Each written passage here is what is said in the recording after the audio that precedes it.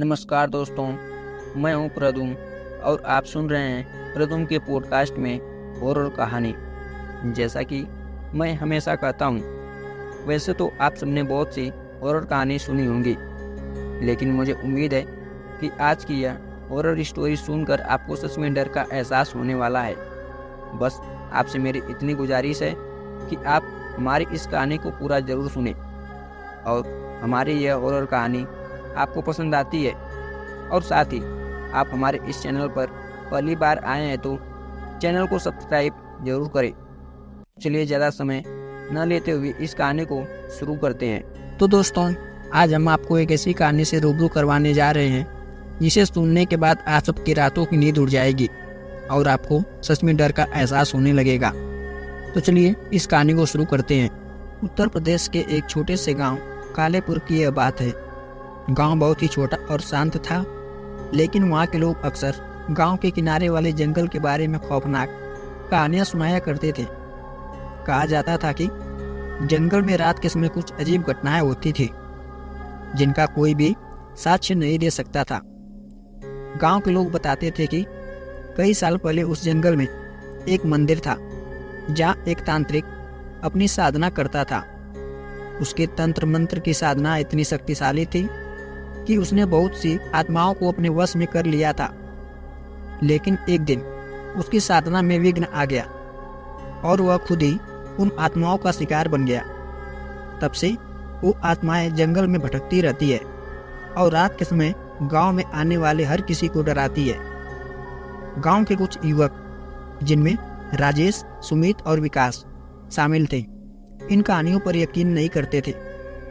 एक रात अपनी बहादुरी साबित करने के लिए वे जंगल में जाने का फैसला किया।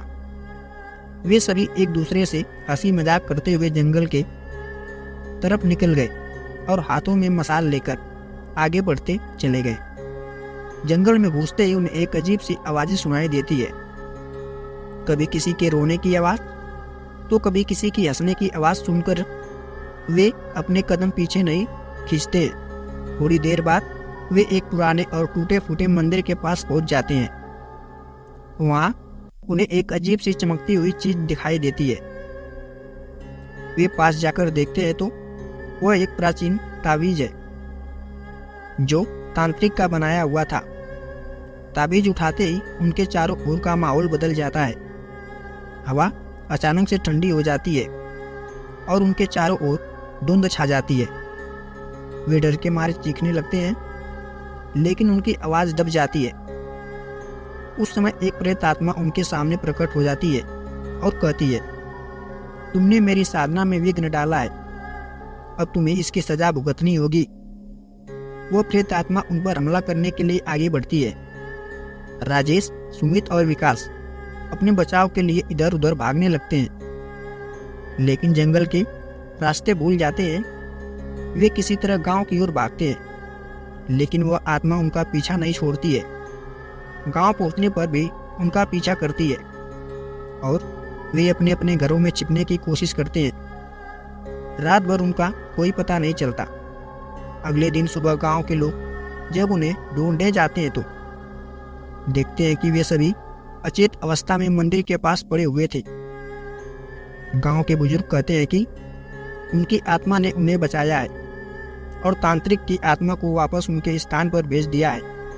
उस घटना के बाद राजेश, सुमित और विकास ने कभी भी जंगल की ओर नहीं देखा और गांव वालों ने भी उन कहानियों पर और भी यकीन कर लिया। कालेपुर के लोग आज भी उस जंगल से दूर ही रहते हैं और रात के समय गांव में कोई भी बाहर नहीं निकलता है। इस प्रकार कालेपुर का यह भूतिया जंगल और उसकी खौफनाक दास्तानें आज भी लोगों के दिलों में डर और रहस्य बनकर जीवित है। जो भी इस कहानी को सुनता है वह कभी भी उस जंगल की ओर जाने की हिम्मत नहीं करता है। गांव के लोग उस घटना को भुलाने की कोशिश कर रहे थे, लेकिन कुछ बातें इतनी गहरी छाप छोड़ जाती है कि उन्हें भुला पाना मुश्किल होता है। राजेश, सुमित और विकास ने इस घटना के बाद अपनी जिंदगी में बहुत बदलाव किए। वे पहले जितने निडर थे अब उतने ही सतर्क और डरपोक हो गए थे। लेकिन एक दिन गांव में एक अजनबी आता है। उसका नाम वीरेंद्र था, जो एक शोधकर्ता था और भूत प्रेतों पर रिसर्च किया करता था।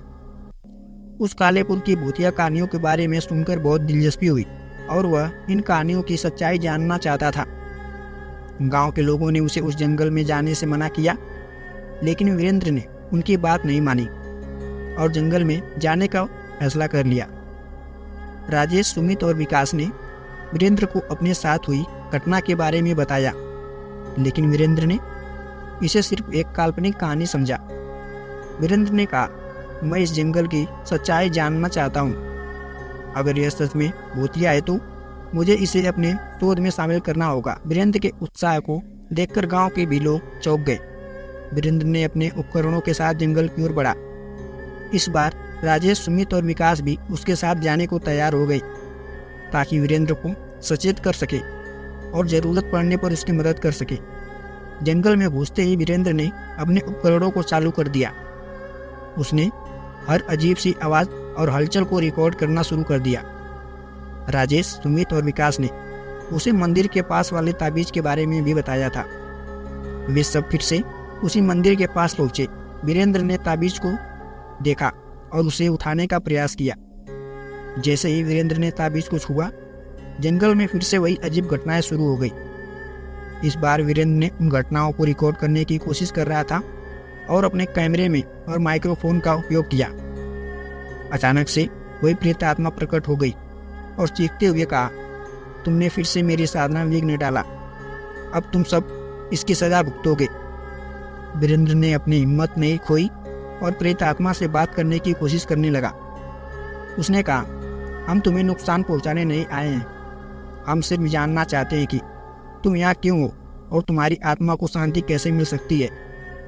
प्रेत आत्मा ने क्रोध में कहा, मुझे शांति तब मिलेगी जब मेरे अधूरे कार्य को पूरा किया जाएगा। इस ताबीज को मंदिर के गर्भगृह में स्थान पर रखना होगा और मेरी आत्मा को मुक्त करना होगा।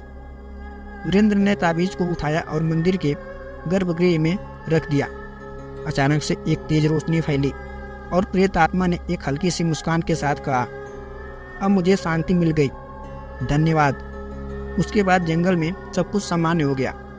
वीरेंद्र, राजेश, सुमित और विकास सुरक्षित गांव लौट आए। वीरेंद्र ने अपने शोध में इस घटना को शामिल किया और गांव वालों को बताया कि अब उस जंगल में कोई खतरा नहीं है। गांव के लोग वीरेंद्र को शुक्रगुजार हुए और उन्होंने उसे अपना मित्र मान लिया। कालेपुर के लोग अब भी उस जंगल को एक पवित्र स्थान मानते हैं और वहाँ कभी कभी बिना किसी भय के जा सकते हैं। वीरेंद्र ने उस प्रेत आत्मा को शांति दिलाकर गांव को एक नई शुरुआत दी। तो दोस्तों, यह कहानी अब यहीं पर समाप्त होती है। यह अनकही अनसुन स्टोरी अगर आप सबको पसंद आई हो, यह इंटरेस्टिंग स्टोरी आप सबको अच्छी लगी हो, तो प्लीज़ वीडियो को लाइक और हमारे चैनल को सब्सक्राइब जरूर करें। तो चलिए मिलते हैं किसी कहानी के साथ नेक्स्ट वीडियो में। तब तक के लिए आप सभी का धन्यवाद।